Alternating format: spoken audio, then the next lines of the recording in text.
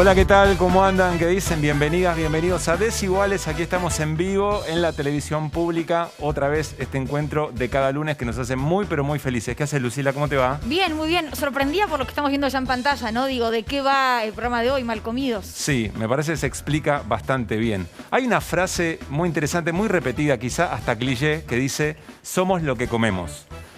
Vamos a tratar de profundizar un poquito a ver qué quiere decir eso. Y uno podría decir que también comemos lo que podemos, o incluso hasta lo que nos enseñaron a comer. Pero en el centro del programa de hoy va a estar la industria alimentaria, va a estar la nutrición o nuestras pautas de consumo, y también, por supuesto, todo lo que tiene que ver con el acceso a los alimentos, que es algo que en este momento de la Argentina, yo diría del mundo, ha quedado como muy expuesto en términos de desigualdad, ¿no es cierto? Bueno, y justamente siempre en Desiguales queriendo comprender un poco más, ¿no? Y me animo a esbozar quién es el responsable del hambre en la República Argentina. ¿Qué actor es el que tiene la pelota en un punto sobre lo que pasa, ya sea por falta de comida o por malnutrición? ¿Es el mercado?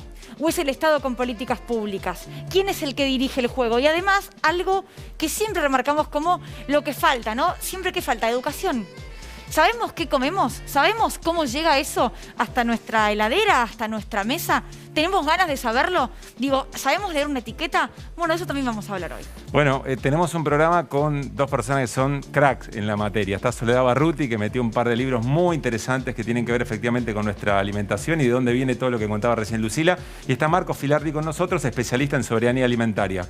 Pero también vamos a hablar con el ministro de Desarrollo Social, que me parece en este asunto también tiene mucho que decir, Arroyo, y bueno, algún que otro testimonio que nos va a ayudar a comprender estas cuestiones. En el hashtag Desiguales pueden seguir el programa, dejar preguntas o reflexiones. La última mía es esta: ¿recuperó la política argentina la fuerza necesaria como para, además de tener políticas focalizadas en términos de alimentación, poder promover reformas estructurales? Para mí es una de las preguntas de la noche, pero bueno, lo vamos a desarrollar a lo largo de esta jornada de la televisión pública. Bueno, me animo a esbozar, ya le doy la palabra al señor Darío Stanraiver, hoy quien dirige el Mercado Central, que también va a estar aquí su testimonio, es Nahuel Levalli, y él es referente de la UTT, la Unión de Trabajadores de la Tierra. ¿Eso es un mensaje? Yo puedo entender que sí.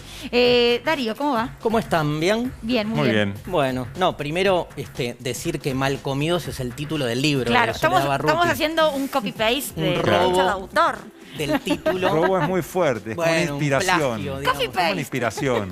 Una copia. No, algunas cosas, ¿no? Me parece que, como alguna vez dijimos en otro programa, el feminismo abrió una veta nueva para repensar lo político desde un lema que me parece fundamental, que es este lema: lo personal es político. Yo les propongo pensar con Sole, con Marcos, la cuestión de la alimentación desde esa lógica, que comer es un acontecimiento político. No es simplemente lo que hacemos en casa, o al revés, lo que hacemos en casa es más político de lo que creemos. Y le debemos al feminismo esa apertura, poder entender cuáles son los lugares en los que el poder genera sus dispositivos de control, sus disciplinamientos, ¿no? En esos lugares donde creemos que no tiene que ver con la política es donde más política se hace. El poder más eficiente es el que no se ve.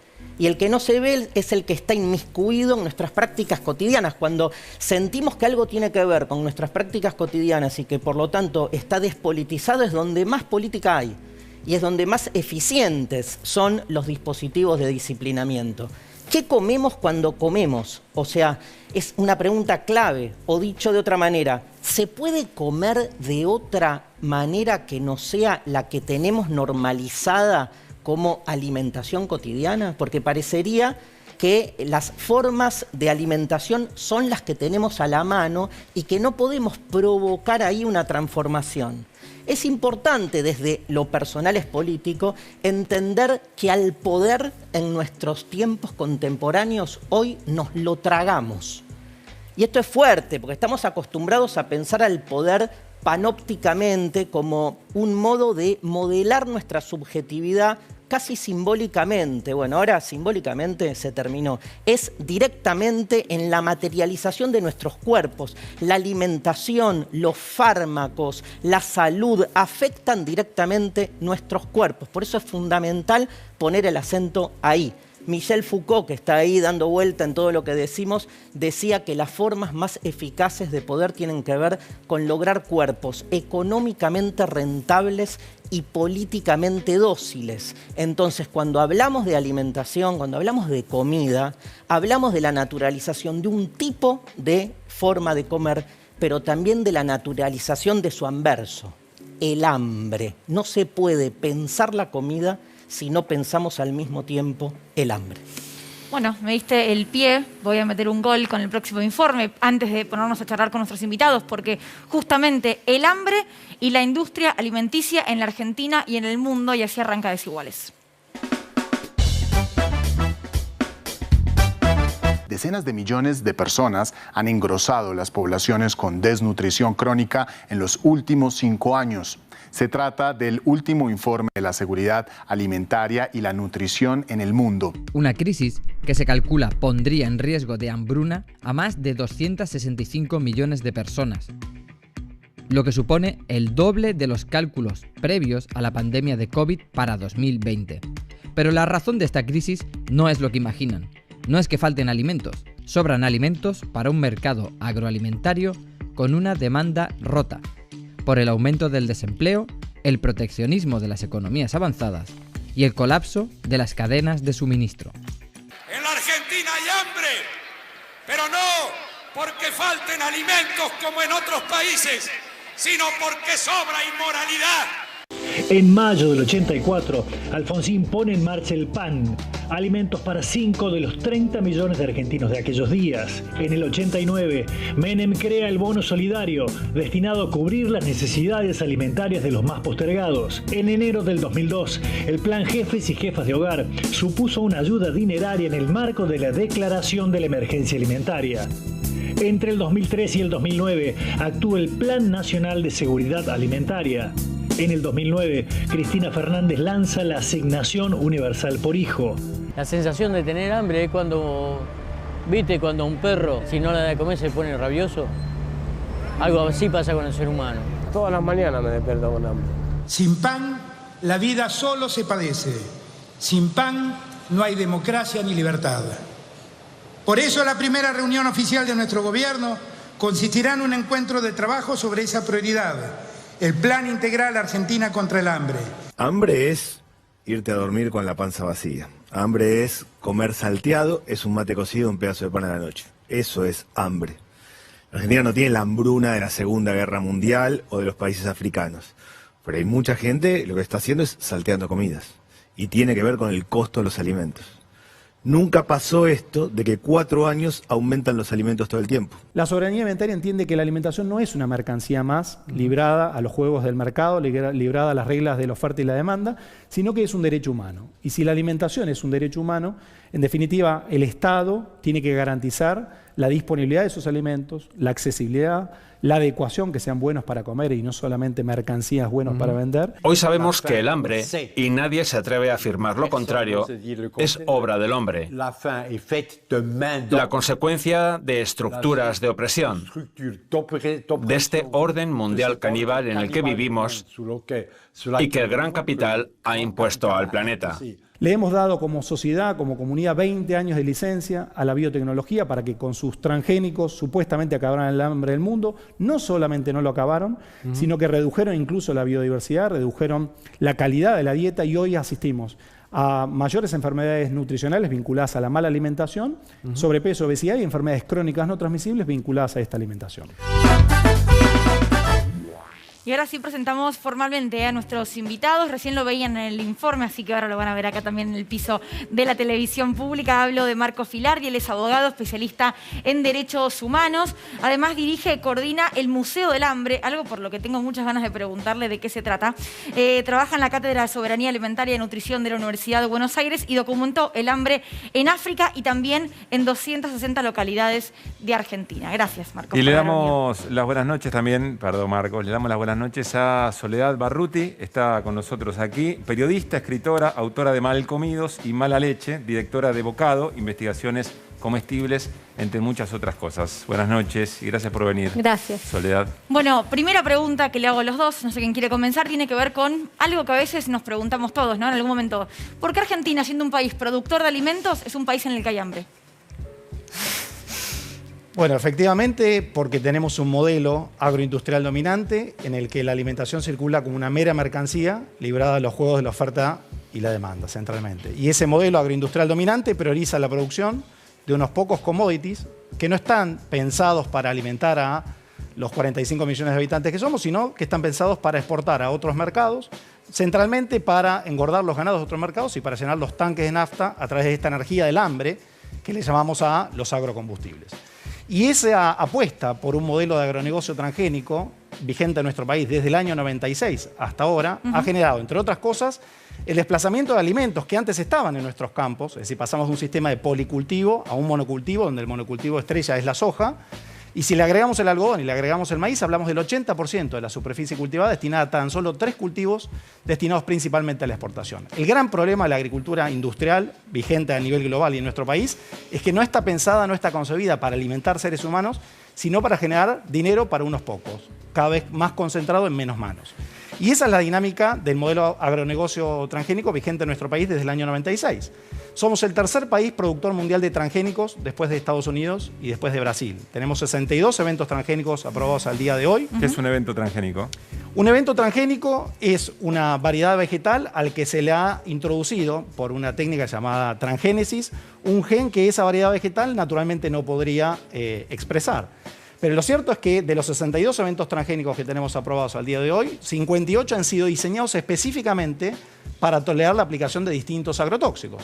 Entonces, una de las promesas de la introducción de los transgénicos a nuestro país en el año 96 era que iba a acabar con el hambre en el mundo, sabemos que no lo hizo ya, que iba a acabar con el hambre en la Argentina, sabemos que tampoco lo hizo, y al mismo tiempo nos sometió a un sinnúmero de enfermedades asociadas no solo a la exposición ambiental aguda y crónica, a esos 525 millones de litros de agrotóxicos que se usan hoy, sino poniendo en nuestras mesas objetos comestibles ultraprocesados de bajo valor nutricional que expresan los niveles alarmantes de desnutrición crónica, de sobrepeso y obesidad que enfrenta nuestra población. Pero Marcos, ¿la tecnología es mala o la biotecnología es mala o no está orientada de la manera en que efectivamente debería hacerlo con un fin humano y no necesariamente mercantil? No, lo que caracteriza a nuestros modelos agroindustrial dominantes a nivel global y en nuestro país muy fuertemente es que están controlados por un puñado de corporaciones, cuya lógica es generar mayores dividendos para los accionistas de esas industrias. Entonces, su interés principal es generar esos dividendos. Por eso, 58 de los 62 eventos han sido diseñados para tolerar la aplicación de distintos agrotóxicos. ¿Y quiénes están detrás de la generación de esas tecnologías? Las empresas interesadas en comercializar justamente esos agrotóxicos. Lo que decís, Marcos, entonces, y se lo pregunto a Soledad, tiene que ver con la pregunta que nos hicimos al principio. ¿Quién dirige la política alimentaria argentina? ¿El Estado Nacional o el mercado? No, claramente son las corporaciones que hoy en día están desarrollando el modelo productivo en el campo. De hecho, cada vez que se les quiere imponer algún tipo de restricción, algún tipo de impuesto por encima de lo que ellos consideran que están dispuestos a pagar, paran el país. O sea, es muy claro que está eso. Lo que también es muy claro es que ese poder corporativo está enredado con el poder político en todo el país, muy directamente en las provincias que están más ocupadas por el agronegocio.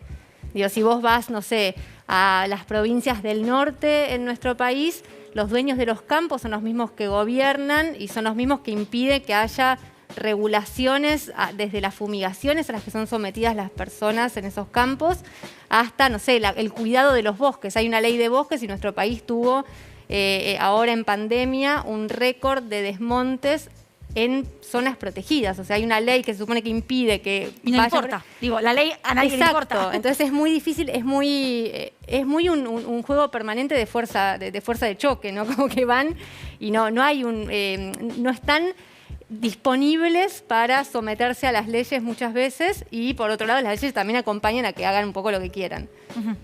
me llama un poco la atención, ¿no? Escuchar esto, porque digo, nos hace acordar a cuando hablábamos hasta del Poder Judicial, ¿no? Digo, me refiero a personas o grupos poderosos de nuestro país que hacen lo que quieren. Pero en este caso, por lo que mencionás vos, Soledad, es que son grupos no solamente que se dedican al comercio, en este caso a la alimentación, sino que están inmersos en la política argentina, con lo cual no es que actúan en soledad. Y sí, claro, cuando Marcos habla de los eventos que se aprueban, o sea, cuando uno piensa en cámaras que controlan y en grupos científicos evaluando eso, son las mismas empresas que están metidas adentro de los sistemas de control del Estado y muchas veces directamente dentro de los ministerios. Y eso es algo que es tremendo, porque cuando uno piensa, bueno, ¿cuál es la tranquilidad de la población al momento de introducir un nuevo producto? Ahora estamos hablando del trigo transgénico como la nueva avanzada del agronegocio en nuestro país.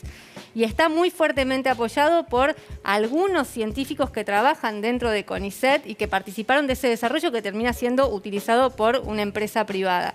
Y eso, al momento de comunicarlo como un evento que nos debería dejar tranquilos, está comunicado por los principales interesados, que son parte del Estado de alguna manera. Tengo millones de preguntas. Una tiene que ver con si nuestra dirigencia política en general sabe de todo esto. O se deja influir por, no sé, asesores vinculados a esas corporaciones. ¿Hay conocimiento específico sobre estas cuestiones? Porque la otra pregunta es sobre cuál es la alternativa. Y la verdad es que no se conoce mucho o no se discute mucho una alternativa. Da la sensación que la modernidad es esto. Bueno, y quien se opone queda retrasado. En nuestro país tenemos una dirección de agroecología incorporada al Ministerio de Agricultura. Eso es algo que la verdad que es una buena señal, porque legitima justamente una práctica que se puede considerar alternativa a todo esto, que tiene muchísima evidencia que la acompaña y que la apoya y que está hoy en día institucionalizada. ¿Cuál es? Marcos sabe un poco más de cuál es el rol que en este momento le han dado o el poder real que tiene, que eso es otro tema, ¿no? Pero existe cada vez más señales en todo el mundo de que este modelo está agotado y que hay que abrirse a otros. Y que esos otros no son a científicos, prehistóricos, todo lo contrario. Claro. Son los que vienen hoy en día con los estudios de las soluciones que hay que dar dentro de los márgenes de un planeta vivo, ¿no? Claro. Y el principal problema en todo esto, el hambre. Y te quiero preguntar, Marcos, cuando vos hablas de que tenés el Museo del Hambre, ¿de qué se trata, no? Porque me llama la atención hasta el concepto, ¿no? El Museo del Hambre es un espacio de encuentro por la soberanía alimentaria. Centralmente porque la apuesta política y simbólica de ese espacio es que colectivamente hagamos todo lo que está a nuestro alcance para convertir el hambre en un objeto de museo y que nunca más lo encontremos afuera, como efectivamente lo estamos encontrando hoy, a pasitos nomás de la puerta del museo. Y por eso entendemos que hay una salida posible, que es necesaria, que es urgente, que es posible y que ya tiene distintas expresiones concretas en nuestros territorios, que tiene que ver, como decía Soledad, con la agroecología, con distintos modos en plural de producir nuestros alimentos en armonía con la naturaleza de la que somos parte y en armonía con los seres humanos, y la soberanía alimentaria, que incluye otras dimensiones como poner en la centralidad de los sistemas productivos a la agricultura familiar campesina indígena, los pastores tradicionales, los pescadores artesanales, acercar los productores directamente con los comensales, acortando las cadenas de comercialización y reconociendo que la tierra, el agua, las semillas, los alimentos no pueden estar gobernados por las reglas de la oferta y la demanda en una economía capitalista, porque con esa lógica se ajustan a la demanda solvente y el que puede acceder, accede, el que no queda fuera, sino que son verdaderos derechos humanos que el Estado tiene que garantizar. Sí, dale. Hay como una falsa paradoja que me gustaría comentarla con ustedes, que es que, digamos, todas estas alternativas que aparecen parecerían como, digamos, no tener posibilidad de desarrollo, ¿no? Como que no son para todos. Viste que permanentemente se fustiga desde ese lugar, ¿no? Como pensar una alternativa alimentaria a la hoy hegemónica sería de alguna manera, digamos, restringir una capacidad de que le llegue a todos. ¿Eso cómo se desarma? Por lo pronto hay que desmitificar los mitos que se han instalado. Esto de que quien nos alimenta hoy es el agronegocio. Y lo cierto es que quien aporta los alimentos que llegan a nuestras mesas es la agricultura familiar campesina indígena. Quien aún hoy, con todas sus dificultades estructurales de acceso a la tierra, al agua, a las semillas, nos trae esos alimentos que llegan a nuestras mesas. Y eso a nivel global y en nuestro país también. Y en segundo lugar, que no está pensado este sistema, como decíamos anteriormente, para alimentar a nadie, como se vende. Sino que simplemente lo que genera es ganancias por unos pocos cada vez más concentrados. Y cuando vos señalabas, Lucila, quién ejerce el poder, realmente el poder está muy concentrado, porque no es que el alimento es una mera mercancía en condiciones de competencia perfecta, como las que hubiera soñado Adam Smith. En las cadenas agroalimentarias tenés todos los vicios de la competencia perfecta. Tenés monopolios, tenés oligopolios, tenés competencia monopólica.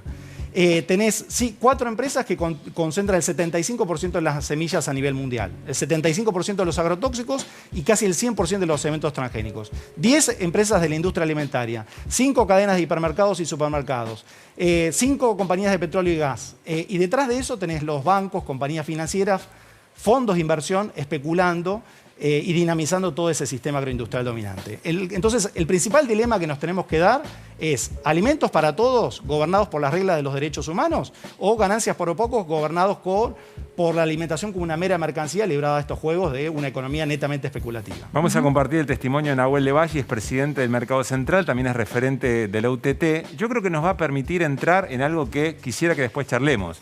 ¿Se puede pensar en otra política alimentaria sin cambiar las pautas de consumo y sin reflexionar sobre el acceso a la tierra? O mejor, sin cambiar las lógicas del acceso a la tierra. Yo creo que este testimonio de Nahuel Levalle nos va a ayudar también a entrar en ese tema. Dale.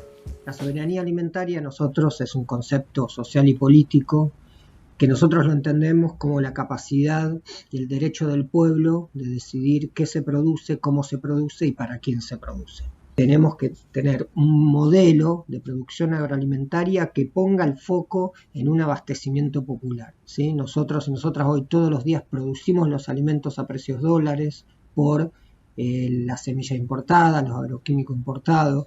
Necesitamos garantizar que el modelo de producción cambie. Acceso a la tierra para los pequeños productores, agroecología para descalzar del dolo y una producción más sana, una cadena de comercialización transparente, racional y justa. Es una locura ese 400% de diferencia promedio que hay entre lo que recibe el productor y lo que paga el consumidor.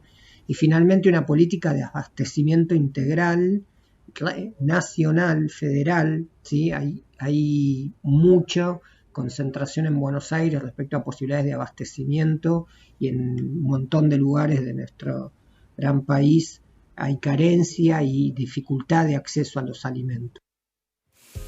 Nahuel ha estado en verdurazos hasta en Plaza de Mayo, ¿no? Digo, y cuando iban a hacer estos verdurazos, había colas y colas de personas yendo a buscar una bolsa de fruta y de verdura gratis, era en este caso. Pero el reclamo era el que él mencionó recién, acceso a la tierra, políticas públicas de acceso a la tierra. ¿Es una salida, Soledad, esa? ¿Es una opción? Es la salida. Mira, yo me acuerdo que cuando empecé a investigar el tema del hambre y cuando en realidad el de la producción alimentaria, viajando por las provincias del norte, uno de los fenómenos que se veía entonces era 2010-2011, pleno boom de la soja, o sea, estaba todo como muy arriba, y era los campos rebosantes, campos con cultivos rebosantes, y al lado los banquineros desplazados de esos mismos campos, que era básicamente personas que el campo ya no empleaba, personas que no podían participar de ninguna manera de ese esquema, porque este campo no solamente no produce los alimentos necesarios, tampoco produce el trabajo que dice que produce. Y desplazó a muchísimas personas de nuestro país. Hubo una migración muy grande del interior del país hacia las periferias urbanas y hacia una marginalidad casi obligada, ¿no? Que después termina siendo receptor de lo único que se imagina este sistema como una solución posible, que son los planes sociales. Entonces esa contención, que por supuesto es necesaria y es imperiosa, porque esas personas si no tendrían otra cosa, lo que refleja es que el problema del acceso a la tierra, de qué hacer con la tierra y de dónde se distribuye el hambre. Cuando hablamos de hambre, nosotros tenemos que pensar que no solamente acá en Argentina, sino en todo el mundo, el hambre crece sobre todo en áreas rurales. El hambre crece al lado de la producción de comida. Las personas padecen hambre en el norte de nuestro país y yo creo que no sé cuán tranquila estaría decir que no hay gente sufriendo hambre aguda en nuestro país, porque cuando viajas al norte realmente ves escenas que son espeluznantes y todavía bebés en Salta, Huichis que se mueren. No es una noticia que no ocurre hoy en día en Argentina. Y eso tiene que ver con personas que no están incorporadas al esquema productivo del país y que pasan a ser personas que no sirven. Y una de las cosas que pide la UTT y que más acompaña todas sus luchas tiene que ver con avanzar con una propuesta política luego de haber ganado y de haber conquistado derechos de sus mismos productores. O sea, quienes están dando las luchas de la Unión de Trabajadores de la Tierra son personas que pasaron de esa marginalidad en muchos casos a ser actores activos dentro del sistema productivo, a poder producir con agroecología, a mejorar sus vidas, a mejorar la producción alimentaria, a mejorar la calidad de vida de todo un trabajo en red que hacen, que es sumamente importante. O sea que no es un reclamo nada más declamatorio, digamos, lo están comprobando con acciones concretas y con las mismas como comprobaciones que se podrían ver en cualquier lado si no viajara un toque por nuestro país.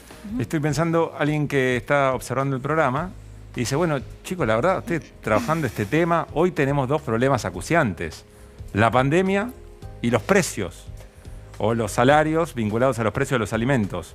¿Hablar de esto es hablar de eso también, Marcos, o estamos muy lejos de la coyuntura, digamos? Es absolutamente coyuntural. ¿Por qué? Porque la pandemia también es consecuencia de este estado de cosas, de este modelo agroindustrial dominante. Está íntimamente vinculada con la degradación ambiental en general. La destrucción de los bosques, selvas y humedales, a la que hacía referencia Soledad, implica destruir a la fauna presente en esos ecosistemas, que si no se destruye, migra hacia otros lados y de esa manera, con su carga de virus y bacterias, entra en contacto con nosotros. Del mismo modo que sucede con el tráfico de la fauna silvestre, y ni que hablar de la intensificación productiva animal que este modelo desarrolla, tanto de carnes en feedlots, de carne vacuna, de avícolas concentradas o de megafactorías porcinas, que son caldo de cultivo de virus zoonóticos de todo tipo. Entonces, por eso decimos que este modelo agroindustrial dominante... Pero, porque cuando mencionás lo de la carne, digo, de los cerdos, ¿no? De lo que se debatió en el último tiempo, incluso en Argentina, hablas de que eso posiblemente genere más otra pandemia, digo... ¿Podría ser una generación de pandemias? Sí, sin duda, porque efectivamente los virus zoonóticos que hemos enfrentado en el siglo XXI han sido transmitidos de animales a seres humanos. Vos recordarás, Lucila, la gripe porcina, que se originó justamente en las megafactorías porcinas, la gripe aviar originada en las avícolas, pero eso se deriva de la propia lógica de producción, porque vos tenés animales hacinados en superficies muy pequeñas, inmunodeprimidos en esas condiciones, a los que se les somete regularmente al uso de antibióticos para engordar esos animales y lanzarlos al mercado en el menor tiempo posible, prevenir que se enfermen, pues están todos hacinados, y tratar crónicamente esas enfermedades. Y entonces esa carga de virus y bacterias se potencia y genera la resistencia, entre otras cosas, resistencia bacteriana, que es uno de los principales problemas de salud pública que enfrentamos hoy. 800.000 personas al año mueren porque ya perdemos a eficacia antibiótica, porque el 80% de los antibióticos se usan en este tipo de producciones. Pero al mismo tiempo, los virus zoonóticos... Tanto el mundo animal como el mundo vegetal está de algún modo intervenido. Y eso se desparrama, se derrama y alcanza directamente la salud de los comensales, ¿no?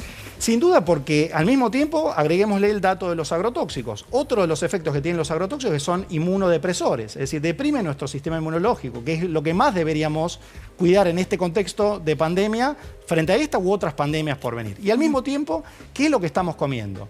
Estamos comiendo alimentos de calidad, de alto valor nutritivo, con alta presencia de minerales, vitaminas, que es justamente lo que contribuye a sistemas inmunológicos fuertes, o estamos llenos de ultraprocesados ricos en grasas, en azúcar, en sal, en aditivos químicos que generan, entre otras cosas, enfermedades cardiovasculares, cerebrovasculares, 14 tipos de cánceres distintos, que es lo que está pasando en nuestras mesas hoy.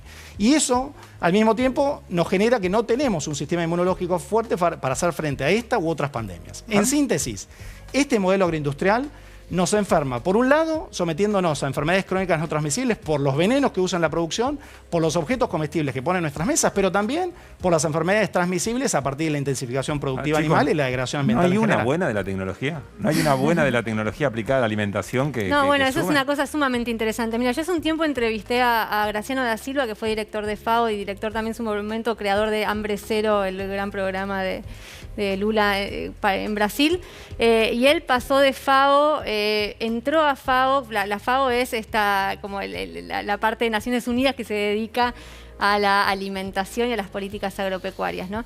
Y es una de los, es el transatlántico de Naciones Unidas que había impulsado el agronegocio hasta hace muy poco. Y él, cuando entró a FAO, era muy, muy amigo de este discurso: necesitamos más de esto porque el hambre en el mundo va a venir, y todos los estudios muestran que hace falta más comida para más personas en el mundo. Y se fue diciendo, y la pueden encontrar todas las entrevistas que hizo públicas, las últimas, diciendo, no, lo que hace falta es realmente más agroecología, más cultura alimentaria, los territorios cerrándose sobre sí mismos y pensando cómo cuidar lo que tienen. Nosotros estamos rematando nuestro país, estamos quedándonos sin absolutamente nada en pos de generar dólares que encima de todo ni siquiera terminan volviendo a la sociedad. Entonces, la verdad es que es un negocio que no le sirve a nadie. Y la comida, como dice Marcos, es cada vez peor. Y cada vez se intensifica más la idea de estas como falsas soluciones, como llamamos a buscarle la vuelta. Bueno, no, ahora hagamos un transgénico, pero que además sea para este aditivo, para este agroquímico y para este otro, porque ya el que usábamos en el campo deja de tener efecto. Bueno, todo ese tipo de cosas parten de una mala idea, tratando de ser emparchada una y otra vez, pero mientras se va emparchando genera cada vez más dinero. Entonces es indesarmable si es dentro del mismo esquema. Digo, para salir del problema hay que cambiar la matriz. Dentro de esta matriz vamos a estar como una y otra vez ahogándonos. Ahora, yo puedo tener mucha voluntad y convicción política en función de lo que decía Darío, que esto, la mesa es política, el alimento es política. Yo puedo tener mucha convicción y efectivamente compro bolsones de alimentos orgánicos. Salen huevo.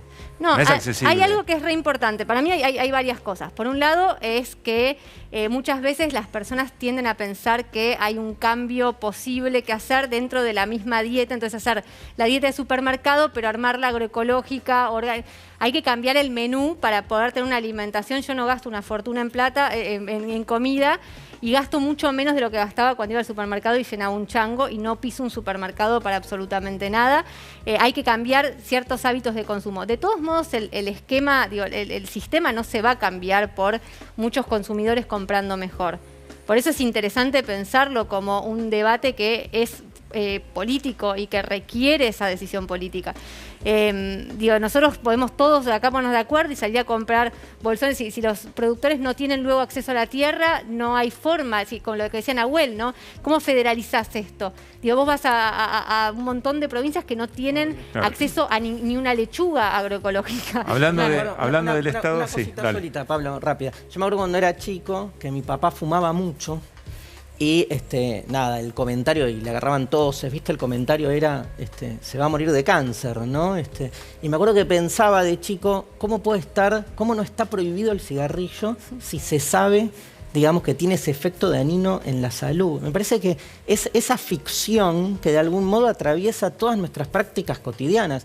Cuando uno tiene la lucidez de ir a fondo y desarmar, deconstruir, diríamos, ¿no? Lo que está detrás de lo que se nos presenta en cada comercio alimentario, te querés matar, digamos, pero hay algo ahí funcionando. Eso es el poder, digamos. Una vez piensa el poder como un monstruo. El poder no está afuera, el poder está adentro en nuestras prácticas cotidianas que damos por normales. Estábamos hablando de política y de Estado, y Lucila, ya podemos presentar al ministro de Desarrollo. Bueno, le digo a nuestro productor Saba que no lo escucho. Sí. Escucho que estaba la voz y escucho un eco de fondo, pero no lo escucho. Está el ministro entonces de Desarrollo Social, Daniel Arroyo, en comunicación. Ministro, ¿cómo le va? Muy bien, buenas noches y un gran gusto. Bueno, imagino que venía escuchando un poco de qué iba el debate y el rol de la política, el rol del Estado en lo que es no solamente la lucha contra el hambre, sino qué comemos, cómo nos llega el alimento a la mesa de los argentinos, es el centro de la escena. Y le quiero preguntar por la malnutrición, porque no solo hay hambre, sino que hay malnutrición, se come mal, se come con lo que alcanza a comprar ese día la comida en el almacén. ¿Usted qué opina sobre esto?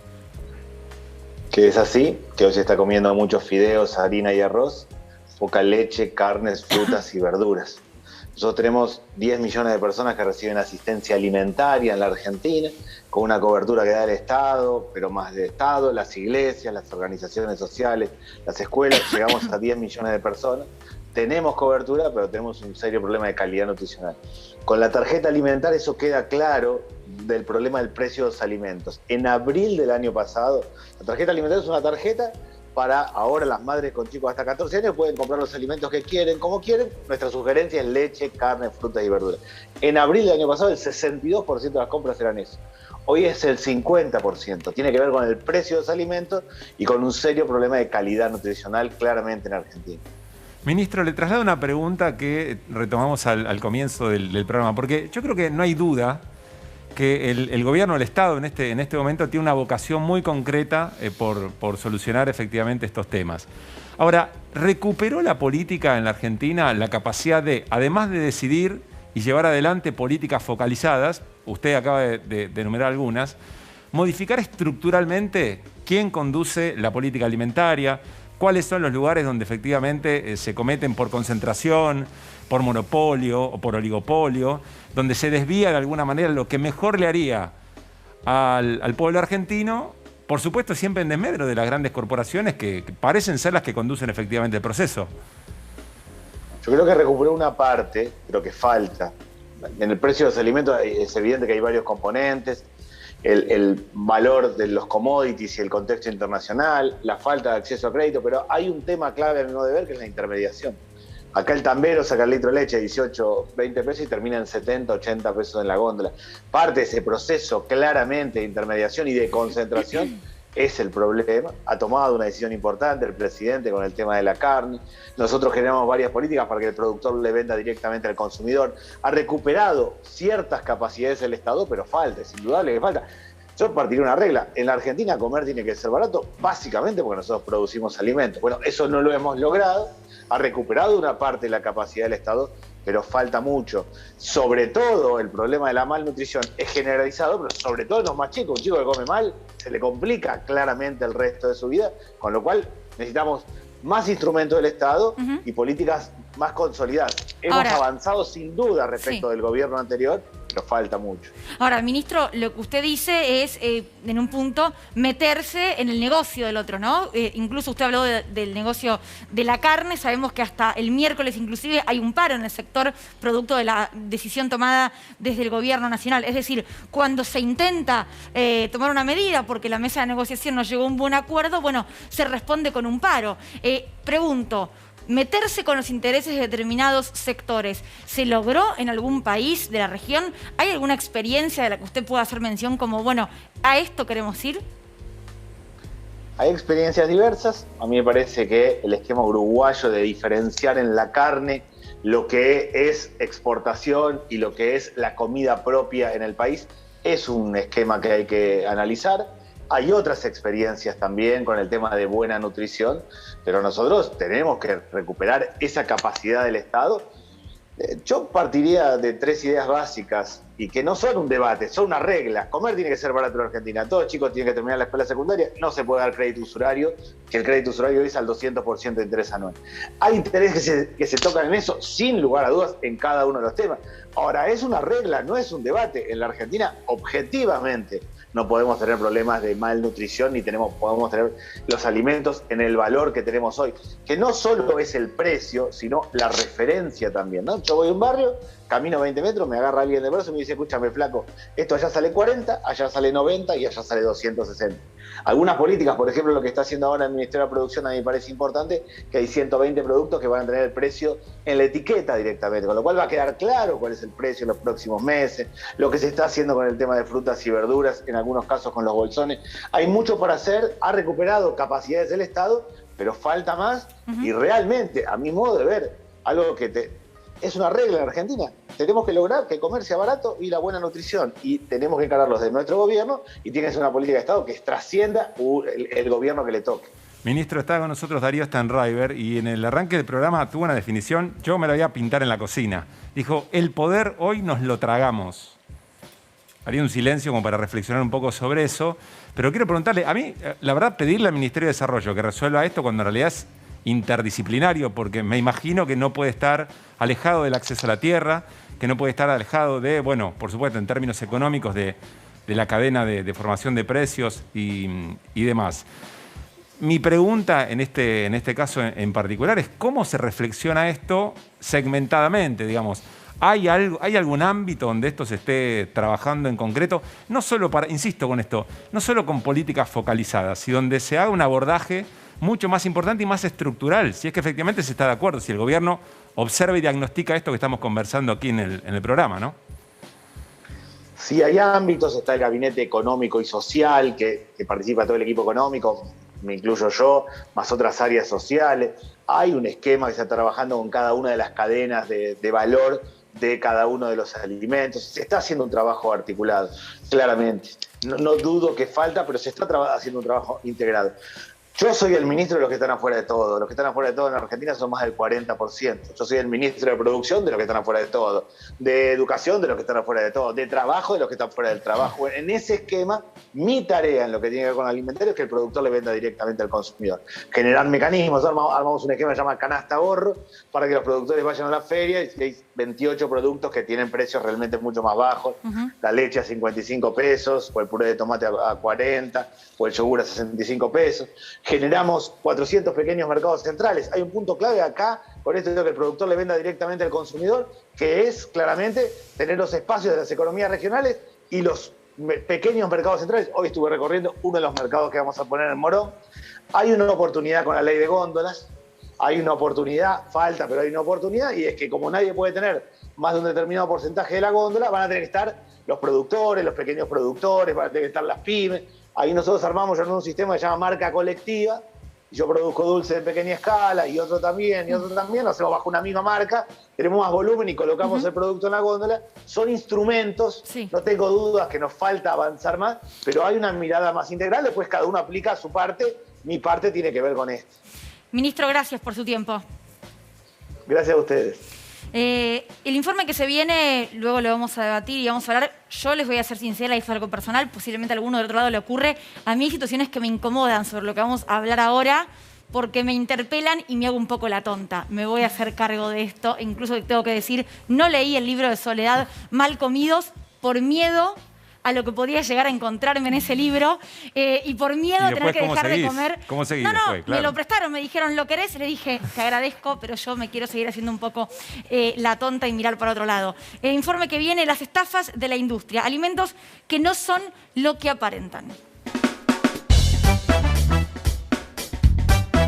A comer, vamos todos a comer para fuerte crecer.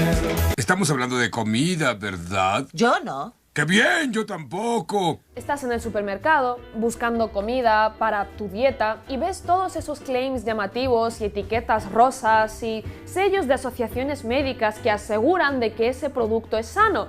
Pero probemos a mirar las etiquetas nutricionales que tienen detrás. Se trata del atún enlatado.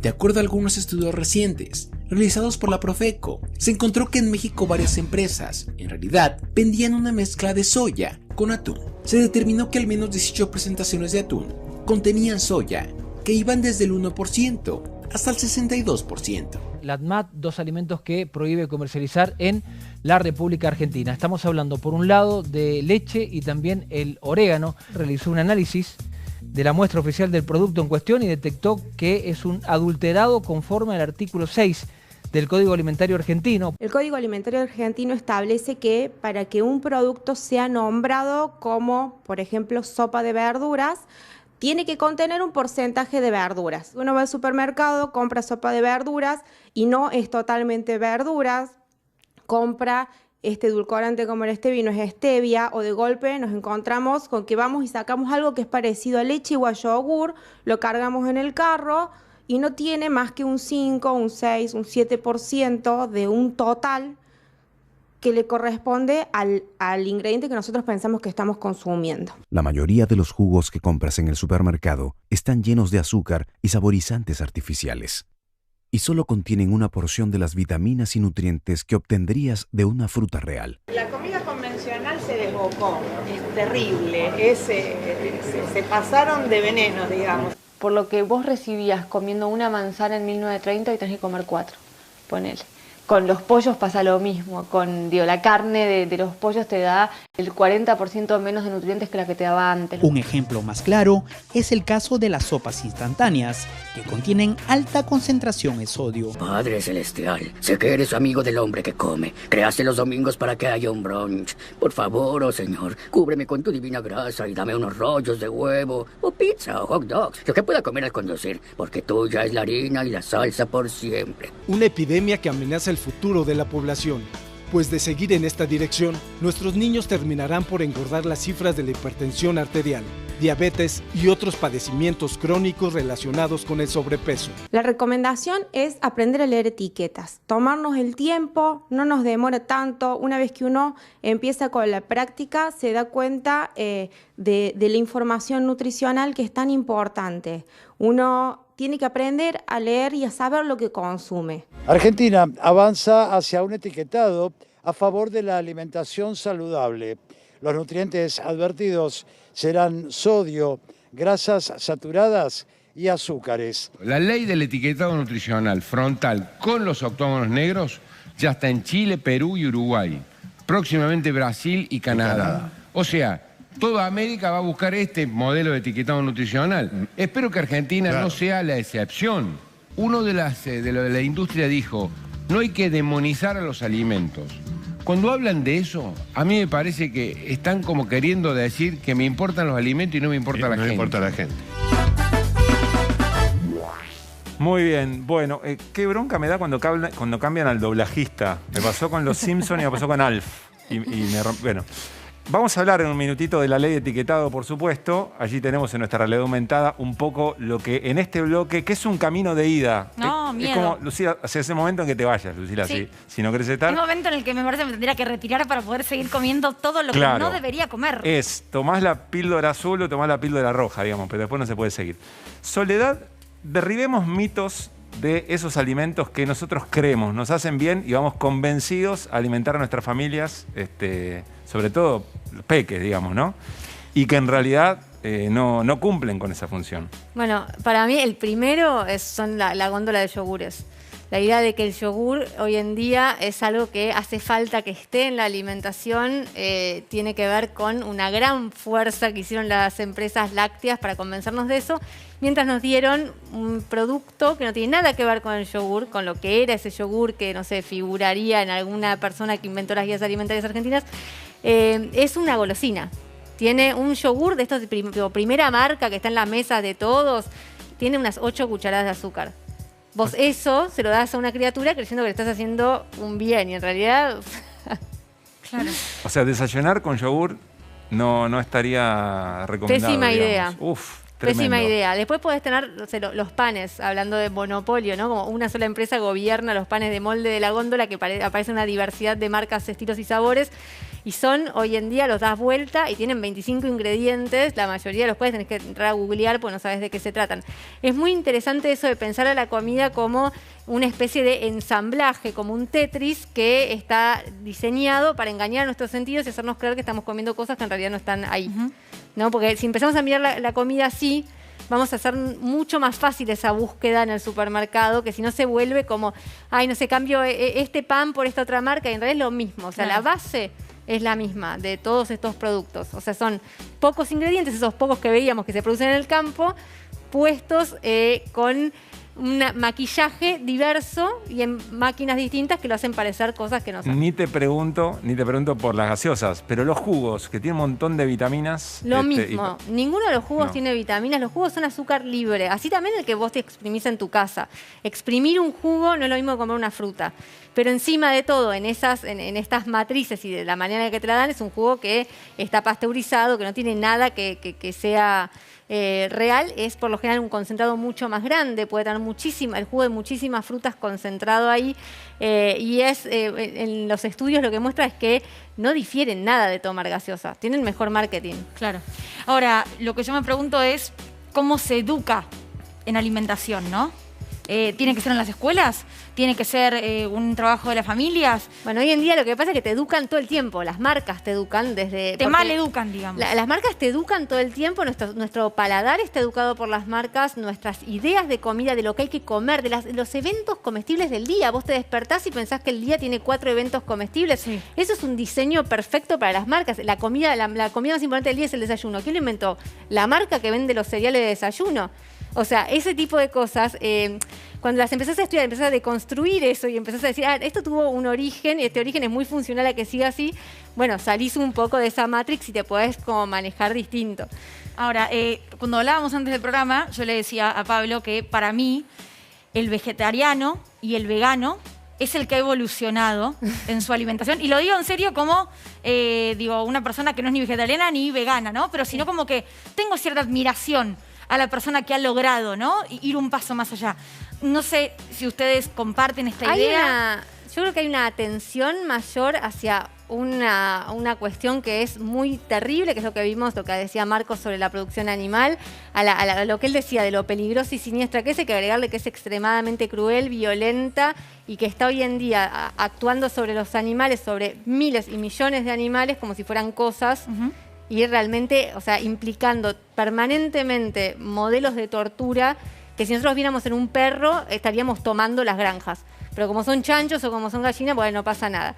Entonces, hay ahí una postura ética muy importante, pero que no necesariamente está luego reflejada en una alimentación mejor. Hay personas que sí, que son veganas y que tienen unas alimentaciones que son buenísimas, y hay otras que van y compran rápidamente la mayonesa que te ofrece la marca como mayonesa vegana, o que si tiene el sello vegano compran a ciegas. O sea, existen las dos cosas.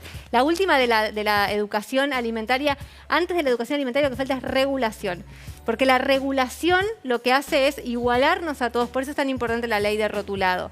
Porque muchas veces las marcas imponen ese discurso de hace falta educación alimentaria, que es la que ellos quieren dar, la que ellos imparten hace un tiempo largo y sobre la que ellos quieren continuar avanzando. Entonces hace falta leyes justamente para volver a clasificar la comida, para volver a entender que lo que vos crees que es nutritivo en realidad es una bomba de azúcar, ese tipo de cosas. Y además, Luli, la pregunta de quién educa, ¿no? Pues estamos tan acostumbrados a que las instituciones educativas sean las que educan. Yo creo que, no digo que no, pero digo, ¿qué poder de educación tiene la televisión? ¿Qué poder de educación tiene la publicidad? Digamos, ahí hay educación, ¿no? En el sentido por ahí más directo, y por eso es tan difícil. Eso. Marcos, prepárate porque te voy a preguntar en un minuto nada más si se puede hablar de soberanía alimentaria sin cambiar las pautas de consumo. Pero antes vamos a compartir estas placas. Esta placa tiene que ver efectivamente con el etiquetado de productos. Solamente un 13% de la población comprende de la información nutricional del envase. A mí me das, lee lo que tiene, yo no sé ni cómo arrancar, pienso que está en otro idioma. Esto es de la Encuesta Nacional de Nutrición y Salud del Ministerio de Salud de la Nación. Pero tampoco hay un interés de hacerlo, ¿viste? No, claro, porque claro. Tampoco es un poco lo que decía Luli. O sea, porque podés googlearlo. Pero es como, no te vas a detener en eso, porque está como naturalizado que el comer es algo veloz, que hay que pasarlo por encima, no hay educación ahí. Estoy pensando lo más que comí hoy en el día y ya me está agarrando culpa, te digo. Te calmás. Vamos a ir a la siguiente placa, que es sobre el consumo de alimentos no recomendados, extremadamente alto, y ahí estamos viendo. El 37% toma bebidas azucaradas diariamente. El 36% consume galletitas dulces. El 17% consume diariamente productos de pastelería y el 15% consume snacks y golosinas al menos 2 veces por semana. Esta es información de la Encuesta Nacional de Nutrición y Salud del Ministerio de Salud de la Nación. Hay algunas de esas cuestiones que yo no sé ni siquiera por qué es tan mal. Me puedo imaginar, digamos, pero la verdad es que necesito más información o tengo que tener más apetito por esa información. ¿Se puede hablar de soberanía alimentaria sin cambiar pauta de consumo? No, claro que no, Pablo. Hay que problematizar la producción, como vimos anteriormente, la distribución y el consumo. Y entender que el ultraprocesado es el producto estrella de ese modelo agroindustrial dominante. Porque, como bien decía Soledad... Marcos, perdón, cuando hablamos de un ultraprocesado, ¿de qué hablamos? ¿De unas, como si fuesen nuggets de pollo frisadas o de papas redonditas que te venden de una marca muy conocida, o de qué? No, hablamos de los típicos productos empaquetados de supermercado. Cualquiera. ¿No? Que lo que vas a ver siempre es un cereal de base, que puede ser trigo, que puede ser arroz, que puede ser maíz, que puede ser soja, al cual la industria alimentaria, altamente concentrada, como vimos, le va a agregar todo el azúcar que pueda, toda la sal que pueda, todas las grasas que pueda, todos los aditivos que pueda, colorantes, saborizantes, emulsionantes, estabilizantes, ¿para qué? Para hacerla rica, para hacerla palatable, para hacerla deliberadamente adictiva, para hacerla, decimos, buena para los accionistas de la industria alimentaria, porque a partir de la combinación de materias primas producidas a gran escala, a bajos costos, maximizan su margen de ganancia, pésimas para comer, porque están asociadas muy claramente a un incremento del sobrepeso, de la obesidad y las enfermedades crónicas no transmisibles asociadas a ese sobrepeso y obesidad. Enfermedades cardiovasculares, cerebrovasculares y 14 tipos de cánceres distintos. Tal es así que hoy las principales causas de mortalidad a nivel global y en Argentina son por enfermedades crónicas no transmisibles. El 73% de las muertes en Argentina son por enfermedades no transmisibles. Y el 70% hoy de nuestra población enfrenta niveles alarmantes de sobrepeso o de obesidad. Y que está directamente vinculado también con la exclusión y la pobreza, digamos, ¿no? Que en realidad la exclusión y la pobreza lo que hace es sobrerepresentar ese fenómeno, ¿no? Porque justamente, como bien señalaba el ministro y como bien decía Darío anteriormente, se refugian los sectores populares en lo más barato y lo más rendidor que este modelo les pone en sus mesas. Y lo más barato y lo más rendidor es justamente la abundancia de carbohidrato, grasa y azúcar, que es lo único que pueden pagar, básicamente, para llenarse, para tener una sensación de saciedad, pero no están obteniendo una nutrición adecuada. Pero lo cierto es que atraviesa todas las clases sociales, ¿no? O sea, los mal comidos estamos en todas las clases sociales, pero hay una sobrerepresentación en los sectores populares condicionados por su bajo nivel de ingreso frente a esos precios altos de los nutrientes de calidad, ¿no? Tengo una pregunta, ¿no? Porque el ministro hablaba de ferias y pienso en las ferias itinerantes que por ahí uno se encuentra a determinado día en determinado lugar. Pienso en los negocios que cuando entras dicen natural, naturista, ¿no? Y como que uno cree que todo ahí va a ser recontra sano, todo lo que comas. ¿Es así? No, las ferias que uno se encuentra, depende dónde. Hay ferias en nuestro país, no sé, hay ferias francas en Misiones que tienen productores que ofrecen sus producciones de manera directa. Después tenemos en la ciudad de Buenos Aires ferias que en realidad provienen del mercado central y que te vende lo mismo y que no tiene, no es que tiene un tratamiento específico. Y luego tenés como almacenes y mercados dietéticas, en algunos que están muy bien trabajados como nichitos donde se refugia como la comida más saludable, digamos. Y tenés otros que también tiene de todo, digo, tenés cereales, por ejemplo. Cuando vos vas y compras cereales a granel en una dietética y vos buscas las almohaditas, la ruedita, no sé qué, son exactamente los mismos que el paquete. Y vos lo reducís eso a ingredientes y estás comiendo harina, azúcar y aceite, con distintos colorantes o en distintos moldes, digamos. O sea, es lo mismo y no habría que comerlo. Pues eso es algo súper interesante. Cuando hablamos de ultraprocesados, la evidencia indica lo que la Organización Panamericana de la Salud dice es que son productos que no habría que comer, son de consumo muy ocasional. Hoy en día hay personas que desayunan, almuerzan, meriendan, cenan todo el día cosas. Recién estábamos viendo en pantalla algunos de los mensajes que pueden dejar a través del hashtag Desiguales en la red social Twitter y decían allí, hay que desmistificar que comer bien es un privilegio de clase. Total. Total. Y sí, también hay que desmitificar muchísimas cosas. Hay que desmitificar que, bueno, que eso sucede porque debería ser algo como totalmente colectivizado y además hay que pensar como muchas acciones que se emprendieron. Por ejemplo, ahora en plena pandemia, cuando los comedores populares, que fueron un gran programa autogestionado en muchos casos por las mismas organizaciones. Y, por ejemplo, fueron atendidos por la Unión de Trabajadores de la Tierra. La comida que sirvieron en esos comedores fue espectacular, claro. Fue comida de verdad. La idea de que la comida, como de la seguridad alimentaria, no hay que llenar la panza, no importa con qué, claro. Es una idea tremenda que tenemos que dejar atrás. Les quiero preguntar a los dos, ¿en qué momento la cabeza les hizo el clic? Porque cuando hablamos de feminismo, me acuerdo, para el 8M, el Día de la Mujer, hablábamos con Mercedes Alessandro y con Cecilia Roth. ¿En qué momento se dieron cuenta de que había algo que no estaba bien? ¿En qué momento ustedes dijeron, acá hay algo con la alimentación que no está bien?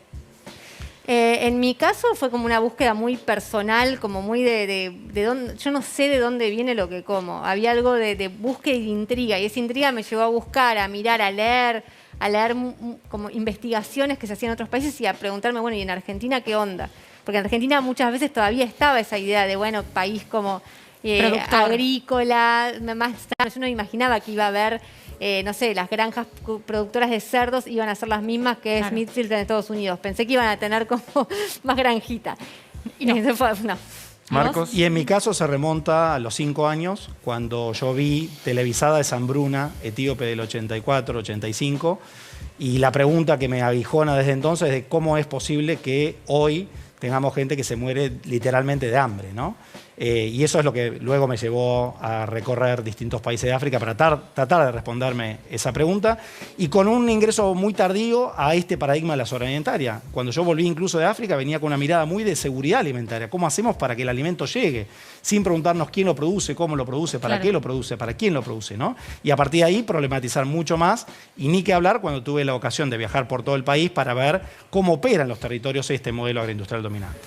Tengo mucho, antes de escuchar a Darío la reflexión final, tengo mucho temor por preguntar por la vianda de las escuelas. Es tremendo. La verdad que nosotros tenemos que pensar que lo que se está haciendo con las infancias en nuestro país es un atentado directamente. En todas las provincias y de todas las maneras lo que se da como comida escolar en nuestro país son productos de descarte, empresas que se crean para alimentar a las criaturas como si fuera algo a rellenar rápidamente con lo más barato y lo de peor calidad posible.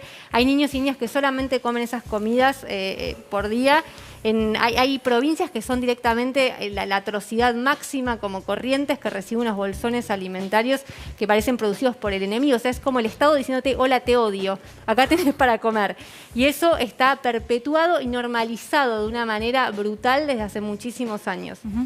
Yo sabía que no tenía que preguntar. Darío, no, querido. pero vos preguntaste aparte, Pablo, si ingerimos o no la pastillita roja, ¿no? Remitiendo a la famosa película Matrix, donde Neo finalmente se clava la roja para ver cómo es el mundo. Yo te invito a tomarte las dos. ¿Cómo sería? La roja y la celeste, como para romper el binario. ¿Viste? Estaba esperando que no lo digas, si no lo decía vos, tenía que decirlo yo. Obvio. Gracias, Darío, por favor, gracias. Eso. Gracias. Esa es tu conclusión. No, puedo hablar más. Puedo hablar más. Creo que, no sé si sabían que la palabra alumno, ¿sí?, viene de alimento. Se cree que significa sin luz, famosa etimología popular, y en realidad deriva de alimentarse. Alumno es el que se alimenta. Interesante, porque todos somos alumnos en la medida en que lo que hacemos es alimentarnos de conocimiento. Bueno, invitamos al revés, a dar vuelta el esquema y decir, el modo en que nos alimentamos es una forma de aprender, ¿no? Porque si alumno viene de alimento, alimentarse también es una forma de comprenderse mejor a sí mismo. Luli, cerrás, pero yo quiero dejar una pregunta. Si efectivamente, como recién conversamos, las marcas nos maleducan en nuestra dieta, en cómo comemos, digamos, ¿no? Y el sistema de medios general, el sistema de medios privado, está sostenido por las marcas, me pregunto si este programa se podría hacer en otro lugar que no fuera la televisión pública. Chau. Lo dejo a tu criterio, Gracias. diría Karina Olga. Gracias, Soledad. Gracias, Marcos, a los dos por haber venido.